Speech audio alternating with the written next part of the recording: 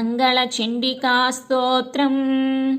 ॐ ह्रीं श्रीं क्लीं सर्वपूज्ये देवी मङ्गलचण्डिके। ऐं क्रूं फट् स्वाहेत्येवं चाम्प्येकविंशाक्षरो मनुः।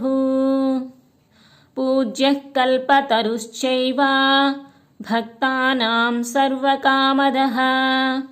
दशलक्षजपेनैव मन्त्रसिद्धिर्भवेन्नृणाम्। मन्त्रसिद्धिर्भवेद्यस्य स विष्णुः सर्वकामदः। ध्यानं च श्रूयतां ब्रह्मन् वेदोक्तं सर्वसम्मतम्। ध्यानं देवीं षोडशवर्षीयां शश्वत्सुस्थिरयौवनां सर्वरूपगुणाढ्यां च कोमलाङ्गीं मनोहरां। श्वेतचम्पकवर्णाभां चन्द्रकोटिसमप्रभां वह्निशुद्धां सुखाधानां रत्नभूषणभूषितां। बिभ्रन्तीं कबरीभारं मल्लिकामाल्यभूषितम्। बिम्बोष्टीं सुदतीं शुद्धां शरत्पद्मनिभाननाम्। ईषद्धास्य प्रसन्नास्यां सुनीलोल्पललोचनां। जगद्धात्रीं च दात्रीं च सर्वेभ्यः सर्वसम्पदां। संसारसागरे घोरे पीतरूपां वरां भजे। देव्याश्च ध्यानमित्येवं स्तवनं श्रूयतां मुने। प्रयतः सङ्कटग्रस्तो येन तुष्टावशङ्करः। शङ्कर उवाच रक्ष रक्ष जगन्माता देवी मङ्गलचण्डिके। हारिके विपदां राशे हर्षमङ्गलकारिके। हर्षमङ्गलदक्षे च हर्षमङ्गलदायिके। शुभे मङ्गलदक्षे च शुभे मङ्गलचण्डिके। मङ्गले मङ्गलार्हे च सर्वमङ्गलमङ्गले। सतां मङ्गलप्रदे देवी सर्वेषां मङ्गलालये।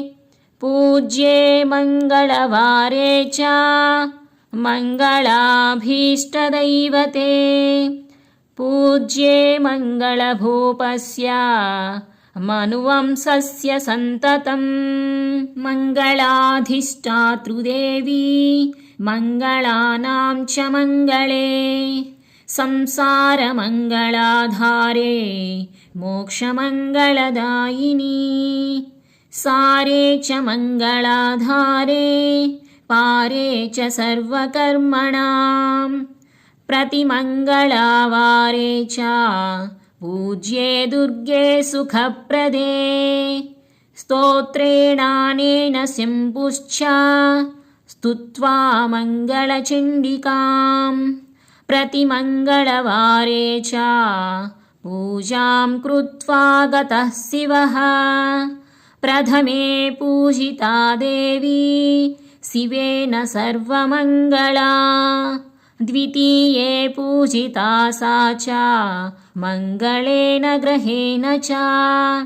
तृतीये पूजिता भद्रा मङ्गलेन गृहेण च। चतुर्थे मङ्गले वारे सुन्दरीभिः प्रपूजिता। पञ्चमे मङ्गलाकाङ्क्षी नरैर्मङ्गलचण्डिका। पूजिता प्रतिविश्वेषु विश्वेश पूजिता सदा। ततः सर्वत्र सम्पूज्या बभूव परमेश्वरी।